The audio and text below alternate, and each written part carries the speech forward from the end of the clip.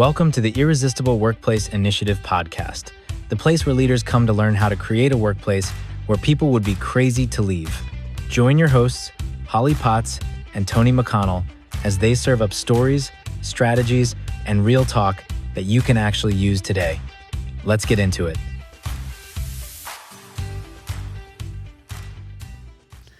All right, welcome back to the Irresistible Workplace Initiative podcast. I can't believe it's time for another conversation already. I know. It just seems like it's just been a few days. Yeah.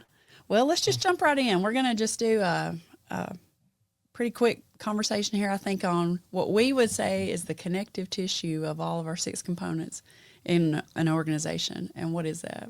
Trust. Yeah. You got a lot of passion around this topic, I think. Yeah, it's very dear to my heart. Mm-hmm. Yeah, it's a hard one to build and it's an easy one to destroy. So yes. it's one that if you don't get it right, you're not going to get any of the other 6 components right. That's right. And so we've got our 6 components, which I'll say again, I probably need to say them for a while till we have them down, but we got leadership, feedback, recognition, growth, compensation, and balance. I probably say them in a different order every time. And that's I don't know. Exactly the way I wanted it to be when we were talking about it. Is I didn't want to have an acronym that was easy to remember because I didn't want it to be one more important than the other, because they're not. They're all 6 very important. And trust, like you said, it really touches all of them. It touches all of them. So that's why, I guess we could have listed trust as a component, but the fact is each one of the components I just named has some element of trust tied into it. Yeah, if you don't have a pretty healthy trust, you're going to be a failure at least one of those, if not all of them. Yeah. So today maybe we'll start with just a kind of overview about trust, and then let's look at each component and talk about how trust weaves into it. Okay. So a question we have asked ourselves that probably employees are asking, and they're probably doing it on an unconscious level. I don't think they're sitting here thinking this question right. Every day. But their actions would show it, is this question: is it safe to fully invest myself here? Yeah. So why do you think that's a critical question for employees? Is it safe to fully invest myself here? I think if the trust isn't there where it needs to be, or if there is a question of whether or not the trust is there, it's going to always be, you're not going to be given 100%. The engagement's going to be low. People are going to be looking, like I say, if 50% of the people are at any time actively looking for a new job while they're working. At work are looking for a job. And then the next 30% are also thinking about looking for a job. Mm-hmm. So it's going to affect engagement overall. Yeah. And that makes me think of some of these conversations we've had lately where people think they can separate kind of what, the human element from your job. So do you think people can truly just show up at a job where they don't feel trusted, or they don't trust their leaders and really do their job well? Not do their job well. Yeah. No, it's going to be very transactional. Yeah. And you can survive transactional for a period of time, but not long term. It's not a long term way to go. I hate that word. Can we take that out? A long term way to go. That's freaking stupid. Okay, so trust me, that's stupid. What was I going to say? I lost my train of thought. Well, you were saying versus transactional. You said, oh yeah, transactional. They can survive for a little while. Yeah. You want to start over with that question? Yeah. Okay. So there's a question that we've kind of got here in our notes that's a good one, and I think people are asking themselves this question, though maybe not consciously, but somehow they are asking it. And the question is it safe to fully invest myself here? So why do you think that is a critical question for employees? Well, one of the things that I remember hearing years ago is that people don't leave organizations, they leave people. Mm-hmm. And people don't leave, organizations or people that they trust near as often as they do ones they don't. But I know that in my personal life, at any time that I felt like there was a lacking of trust, I've always sort of had one foot out the door. Yeah. And I think, people do. I think if you don't feel like you can be your honest self and you can truly invest yourself in an organization and that goes back to the why too. It goes to the why of, if I don't feel the trust, then you're not ever going to have my why. You're not going to be my why. Yes. Yes. And do people really need it? Are they able to separate feelings, of trust or other things and just show up and do a great job? Or is it crucial? I think it's crucial. And I think you can fake it for a little while. Yeah. Fake it till you make it, but you're never going to make it. Yeah. You're going to fake it till you get out and find something else to do, where you feel valued and feel trusted. It's just like you said, it goes, that trust interweaves through our 6 components. Yes. You're not going to take feedback near as well from someone you don't trust. If you don't trust that they have your best interest at heart when they're giving you the feedback. Yes. Yeah. So you've said that, not having trust would lead somebody to work in a transactional way. What do you mean by that?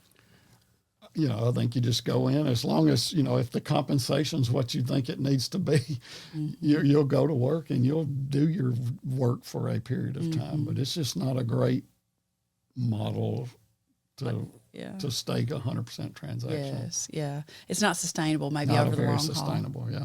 I think it would be draining for a person to try to separate. Yeah, it definitely is. Yeah, because relationships are going to come into it. Yep. Well, so let's just kind of look then at our 6 components, and we'll start with leadership. Here's a question every leader should ask. Instead of asking, do my people trust me? Which is okay to ask that one too, but maybe a better way is, what am I doing today that makes trust easier or harder for my team? How does that help a leader sort of chunk it down a little bit into a manageable bite size? One of my favorite analogies for that and the trust, and I think our title of this podcast is, that it's the currency of. So it's kind of like, I think Brene Brown uses this analogy that she got somewhere else of a bowl full of marbles. And it's like every time you do something that helps build trust, you put a marble in. Mm-hmm. But then when you do something that erodes trust, you don't just take one marble out. You take a god-awful handful of marbles out. So, it takes a lot of attaboys to make up for those all shits that you just had, those all shit moments. It's true. I mean, it's just like with feedback. If you give one negative comment, or any of us who have ever been evaluated on a thing, the one negative thing is going to stand out far more than the 10, 15 wonderful things. Yes, it is. And trusted and built with the big grand things. Yeah, there is a level of trust that comes when you do something grand, but it's not the everyday mundane things are where trust is built. And that's where you're putting the deposits in, the currency back in, or the marbles in, or the M&Ms back into the jar. Yeah. It takes a lot of work, but a lot of small gestures for sure. But it doesn't take a lot to erode it. And that's the key is as hard as it is to build, it's much harder to rebuild. And, we haven't even delved into that. That's another podcast down the road is how to fix an eroded trust environment. So thinking back over your career in leadership, can you think of a time where you felt the most trusted, and who was the lead? Like, what did that leader do for you to help you feel truly trusted? I think not to evade the question, but to kind of expand it is the times.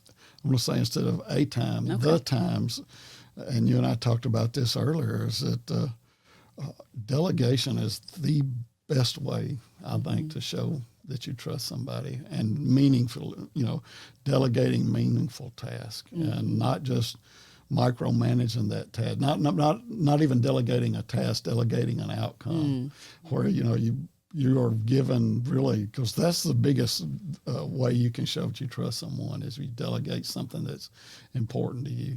Yeah. And I think throughout my career, those were the times that I felt really, really trusted. And and trust is a two-way street. Yes. It's a reciprocal thing. Nobody's going to trust you if you don't show a level of trust in them. Yes. Yeah, that leads me to ask a question. It's sort of like people ask, is love a choice or a feeling? Yeah. Is trust a choice or a feeling? Yes. Okay. You feel you choose to feel you choose to trust. It's just like delegating. If you wait to delegate until somebody's ready, they're never going to be ready. And if you wait till trust till somebody's ready, they're probably not going to be ready. Yeah. You have to choose to trust. But some of that goes, in the business community or in a job, you hire based on your core values. You hire, you hire someone with like values, somebody that meets your company's core values, not just the ones that are pictures on the wall, but ones that you really hold true. Yes. And that's something I think in our hiring and onboarding at Dow Smith Company, we're investigating that more and more of like, it's not just about the skills a person brings to the job. They may have top-notch skills for that role. You can teach skills, though. Yeah, but you can't, if their core values don't match, there is going to be a trust There's issue going to be a problem. right off the bat. Yep. But, how do you test for that? Like somebody can come in and say, oh, sure. You could tell them, hey, here's our core values: passion, caring, hustle, and detail. And they go, oh, yeah, I do all that. But how can you truly know and trust that a person is a match for your core value? I think you have to get very, very specific in, the conversations you have. And you can't be a one and done hiring process. Okay. You got to really make sure you delve into that person's life and go to lunch with them, see how they talk to the person at the restaurant. Yes. See how they talk to other people besides you. Yes. Take them to the job site to where there's other people working, where there's subs working, and just see the interaction. Yes. Yeah, those are the small gestures too, like you're talking about, sort of watching the small things and what a person does to see if they're going to line up, and that will cause trust to increase for sure. So let's start with leadership, because that's kind of even though they're all equally important, we start with leadership a lot. You would say that trust starts with leadership. Yeah, if trust begins at the top, why is that? How does leadership set the tone? I think one of the biggest tones, like we sort of already talked about, is by trusting others. Mm-hmm. You're not going to build trust until you can show trust, and also by delegating, and checking on the little things, asking, how was the tournament this weekend? Yes. How was the traffic this weekend? Yeah. Yeah, connecting on a personal level, getting to know your people. Yes. I don't know how you can fully trust someone till you at least know them pretty well. Yes. And that's been a source of conversation for us too, right? What are those boundaries between professional and personal? And I think that now more than ever, they are. And I think now more than ever, there is a little cultural change in the generations too, where I think older generations might have said, you go, you show up, you're professional. Don't ask me about my weekend. Yeah, but I think a lot of the younger generation, it's just all integrated. Their life is integrated. Technology has forced that, in some ways. So, you can trust a person more by showing that you care about their life outside of that place, where they're spending 8 hours working or whatever it is. Okay, well, let's jump into feedback real quick. Because that's feedback. So when you think, just define that real quick. How would you define for Irresistible Workplace what we think feedback is? What we call feedback. Yeah. It's, to me, feedback is really one of the pulses of the Irresistible Workplace. When you delegate or you expect something from someone, you don't just let them flounder. Give them honest feedback and accept honest feedback. And probably the accepting of the honest feedback is the one that catches you, especially as far as way trust is involved. If people don't feel safe in giving feedback up and not just down, the trust isn't there. Yes. And feedback there has to be a level of trust when giving feedback and receiving feedback, in that people know it's coming from the right place, from the heart, not from just always the bottom line. Is the bottom line involved? Yes. We're not crazy. Businesses don't stay. They're not altruistic. They're not. You've got to make some profit to stay in business and keep people employed and take care of their families. So it's But feedback has to have a level of trust involved, a high level of trust involved, or people are not going to accept it as being an honest and coming from the right place. And how that ties back into leadership seems like one of our first table groups where we talked about feedback. I could see that everybody in there was thinking about like annual reviews, and they were thinking that way from a leader, like I'm supposed to give my people feedback. And I was approaching it more from, what about receiving it from feedback from them? And and if you can do that in a way that's humble and open and a little bit vulnerable, I think you can build a lot of trust quickly. Very quickly, and it only takes about one feedback session receiving going it wrong, to erode trust. That's really fast. That's right. And also not just with one person. That's the kind of thing that gets out and erodes trust throughout the organization. Yeah, a lot of people shudder when they hear the word feedback because they automatically think of criticism. Yeah. But that would lead, I'm going to jump down to growth on this one, because true feedback in a trusting way that goes both ways, like you said, two-way street, will truly help someone grow, don't you think? It helps them grow. And then also when you are pushing someone to try to grow or to learn a new skill and stuff, if they know it's coming from a very trusting relationship, they're more apt to, to take that growth and that growth mindset. Yeah. I watched, I know I've shared this with you, but just recently I've watched my daughter's volleyball coach give her some feedback and it was pretty direct, like, hey, my daughter expressed, I'm uncomfortable in this new position that I'm playing. And the feedback was, you were beat out by two other people. Yeah. But she went on to encourage her to say, I know you're going to get it. I know you're going to get it quickly. You've improved quickly in the past, and I thought, wow, that was really direct. And I was nervous about how, my daughter would receive that, but she stepped up the challenge because I think she felt, okay, yeah, I didn't, maybe the feedback was I didn't excel the way I thought I was, but now I have another avenue to try. And I see her growing already from it. So that's a, how would that look in the workplace? I got some feedback when I was in flight school.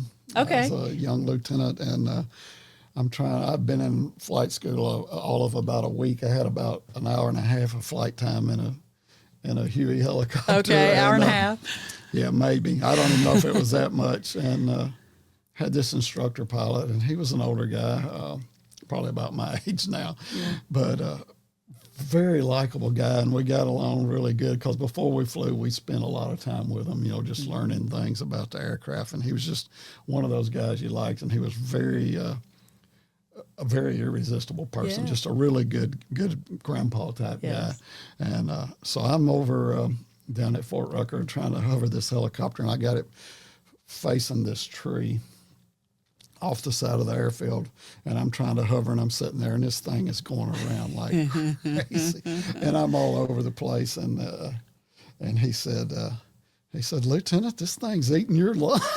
And I took that as, it came from a good place because he was just a really good guy. But right after that, I locked it in pretty good, but it was some very timely feedback, but it came from a really good place. It wasn't like, if you don't hover this thing today, I'm sending you home, you're washing out. Exactly. It was, this thing is eating your lunch, and I'm like, skirt, and I'm like, oh, That's a way of telling the truth, but the way you say it is everything. You know what I mean? Like the way, a little bit of humor, a little bit of acknowledgement of, I'm over here, sitting here with you, And anybody's out there laughing at me because I was having a hard time hovering, you need to get you a handful of some helicopter sometime. Really, I can't even imagine. I can't imagine the type of, for one, like you said, the trust that would be involved in that's a dangerous learning. Yeah. It's a dangerous thing to fly, and, there's a lot to learn. And knowing that you talked about trust being a two-way street.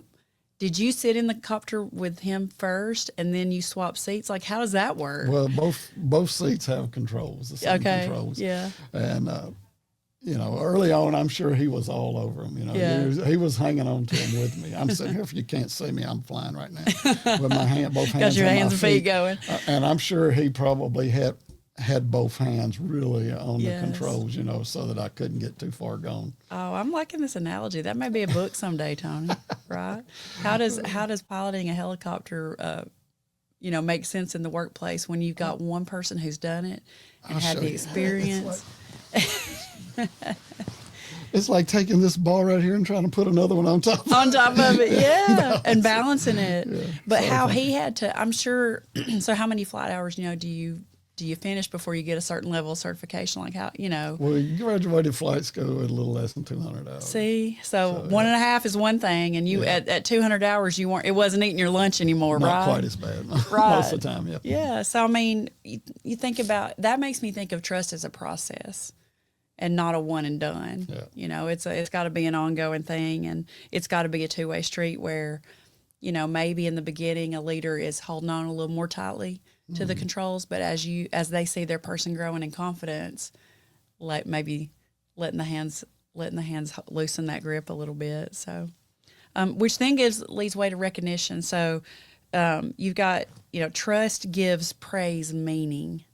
Let's think about that for a minute. Trust gives praise meaning. And I'll just read some of our notes here. Recognition without trust feels performative, but when trust exists, recognition feels genuine, specific, and earned, and people believe it. So how does recognition really work with trust? I think where recognition becomes questionable is when it's very formulated, I guess. It's where it's, you know, it's okay, we know on this day everybody's going to get an award. You know, we're going to give somebody an award. We're going to give everybody an award. I've been places where, you know, when you left, you had to make sure everybody got an award. So it was pretty hard to individualize those. And if I trust the person that's giving me the award, I know that, you know, they're giving it to me because they don't feel that they need to or that they have to. They feel like they want to. Yes. And it goes into, if you don't love your people or at least like your people, then you're the wrong person. Yeah. And I was reading something this morning and it said if people don't love the organization, you need to look and see what's wrong with the organization. And if you don't love, as a leader, you don't love your people, you need to look at yourself. Yeah. And I think that's the same. I think, you know, recognition, people can see through BS. Yeah.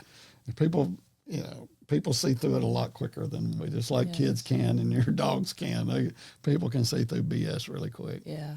In one of our episodes, we talked about how hard recognition is for some leaders. Like they shared with us, it's hard for me to give recognition. I didn't get a lot of it growing up or whatever. Yeah. But I like what you just said. When a leader you trust gives you recognition, they want to give it, not they feel like they have to give it. Yeah. And I think maybe that's the thing to remember. If you feel like recognizing somebody and you want to, do it. Yeah. Like what's holding you back in that moment? You might fear, they might take this and go to their head and they might, make a mistake but if you want to give it, give it. And you have to give it and think, I think you have to think that it's being received in the same manner as you're giving it. If you're giving it with a loving heart and with a very appreciative heart and you saw something that, even if it's not 100% noteworthy, at least, they made an effort, so give it. And I rarely have I seen recognition go wrong. Go wrong. That's good. Rarely have I seen recognition go wrong, even when I thought it might go wrong. Yes. It didn't. Yes, that's great. That's great because we all need it. We all need it. All right, leading into our next component, how trust. This is a good one. Compensation. Yeah. And compensation is like during our compensation discussion, one of the, or the thing that we really talked a lot about is if it takes you more than 30 minutes to explain to someone why their pay is this and someone else's pay is this, then you need to look at it and figure out why. And I think people will trust you more if they feel like they are being ethically compensated. Yes. And that trust can be eroded really quick when they feel that there's a reason. Yes. That the pay is not where it should be. Not where it should be. The word fairness comes to mind, And fairness is very broad. Yeah. Just because you're not making the exact same amount as someone else doesn't necessarily mean it's not fair. Right. But that's why I really like to talk about ethical. Yes. You've got to look at the pay ethically. Mm-hmm. For sure. And we both have been at, a contracting company where, because of job costs and other things, there is more transparency in the pay. Yeah. And I think that makes it difficult sometimes for people to kind of know what a person's hourly rate is or know. Yeah, it's just hard to wrestle with that. Yeah. And like you said, it's not that there's not going to be discrepancies in people's salaries. That's reality. The question is, how do you explain that you are ethically paying a person what you're paying them for a reason, and give them opportunities to grow as well. So, compensation is a hard one because it is so connected to the heart. People connect. I have found, just coaching people throughout the years, people connect their compensation to who they are, their value. Yes. Value.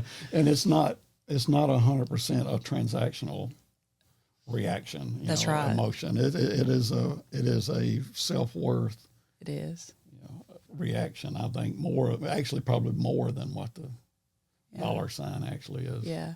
Yeah. So how can a leader use ethical compensation to build trust? Is it, say if you go in and you're having a conversation with somebody and you do know you're going to give them a raise or something like that, like how do you just say, okay, I'm giving you a raise? How do you make it ethical? How do you make it so that the person gains trust and not just, well, I think they gave me this just to shut me up, or, there have been people who've mentioned things like that to me, and how do you make that trust show up in the conversation about it? Hey, you want to take a time out because I need to think about this. Yeah, this is a hard one. Because I want to think about what I say here. Yeah. Because every time we've talked about this, it's tricky. I feel very... It's a lot of pressure. I know. Yes, I was like, I'm going here. I don't know. Let me go to the restroom and think about this. You think about... Okay. So ethical compensation, when a leader is going to an employee to have the conversation about compensation, it's one of the most awkward things that happens for both parties. Mm-hmm. How can the leader increase trust with their employee when they're having that conversation? Say, okay, hey, we're giving you a raise. Then what explanation? First of all, I think if the conversation is a surprise, there's probably been some communication lacking throughout the year. Very good. Just like when you're doing, if you're having an annual review, there shouldn't be anything new discussed. It's wonderful. I think you've got to be able to tie it to something tangible. Mm-hmm. And you've got to be able to take some feedback as the leader or as the boss man or whatever the boss is that's given the, given the raise. You've got to be able to accept some feedback. Yes. But I think if you're waiting until that one moment, then there has been an opportunity for a lot of good conversation throughout the years that was missed. Yes, you're right. There should be no surprises in those kind of reviews. And that goes to one of our other components, feedback. If you're giving regular, timely feedback, nobody should be surprised. And nobody should walk in nervous to those annual reviews, in an irresistible workplace. They shouldn't anyway. And, and it falls back to recognition. How do you sit there and, let's say you recognize somebody throughout the year for doing great and wonderful things, and then you fail to show them the love and show them the money. Show them the money, compensate them, right? So all your actions have to speak the same language. Right. Oh, that's good for trust, Tony. Say that again. All your actions have to speak the same language. And that language will increase trust. That's really, really good. Well, let's look at balance. So trust respects the whole person. So let's think about boundaries, think about when we say balance, we talk about an integrated work-life balance. Mm-hmm. Like there's time at work, there's time at home, there's time when you're at home at work, and times at work when home comes in. How does trust help leaders respect the whole person in an irresistible workplace? Man, it's probably my favorite area because it's the area to me that if trust is lacking, it's very visible. Okay. Because like you said, the trust is built on the small things and not the huge things. And we all have things going on in our life. I had a recent boss, not that long ago, who literally every day, my mom was sick, really sick, at the end of life. And every day he and I had one-on-one conversations about it, whether if we were at the office together or if he was calling me or what. It was just, there was never a time that there wasn't an honest conversation about it. And to this day, I still think about that. And that to me is a prime example of building a trusting relationship. Because I know now if I went back and worked for Tommy Baker, that it would be the same. The trust would still be there. Just because I'm no longer working there doesn't mean that my level of trust is any less because of the conversations he and I had. Just a regular check-in on how you were doing through a season of your life that would create imbalance in your work. Even after I had been gone over a year, my dad got sick, and he was one of the first people that reached out to me. Wow. So that's a trust builder right there. And when you said that and you were vulnerable sharing that, thank you. It kind of made me think of, I've been in a situation recently at work where I've had some health issues I'm dealing with, and I haven't been able to do what I say, my A game. I haven't been able to bring my A game. So, my boss, who's Joey right now, I was telling him, like, I can't explain it, but it's almost like I wasn't trusting myself. How can I make sure that you can trust me to get my work done in the best way I can when I'm struggling with this thing that's making my life feel out of balance a little at work? I'm feeling more like my person needs more attention than my work side right now. And he suggested, hey, what if we just check in every day a little bit? Like he goes, I call you around 4:00 and it could be 1 minute, 5 minutes. Like, are we good? Everything good? Anything you need? And I said, let's try it. And that's really been amazing how it scared me a little bit at first. Oh no, he's going to call me and how am I going to feel? But it makes me know he's doing that because he knows that I'm struggling with my work-life balance because of some health stuff. So it's like, that's made it feel a lot better for me. And it's building the trust for me. And one of the hardest things to do as a conscientious person is not to be on your A game. Yes. And take care of yourselves. And sometimes you have to just realize that there are seasons or just small time frames that you may not be able to give 100%. Yes. Your 100% won't be what you think it should be. It may look different, but if both parties can meet each other, like you said, trust is a two-way street. Like, hey, I was able to go to him and say, which again, psychological safety, right? I went to him first and I said, I'm concerned. I need to work from home a little bit more than I have. I need to do this or that. And I'm concerned that's not going to go well. And he heard me and we've worked it out. So for sure. Well, here's a question we could kind of leave people with. And I want to go back to your one-liner, which was so good. All my actions need to speak the same language for trust. But the question is, which of the 6 key components is most affected by the level of trust on my team? So if somebody's listening to this and thinking about their workplace, what is one leadership behavior I can change to strengthen it? That's maybe a good question to leave people with. Is. Yeah, it really is. Yeah. So trust isn't built all at once. It's built one leadership decision at a time. One marble at a time. That's right. All right. Good conversation. Thank you, man. Thank you. Thank you for listening to the Irresistible Workplace Initiative podcast. Be sure to like, share, follow, subscribe, and leave us a 5-star review. We will see you on the next one.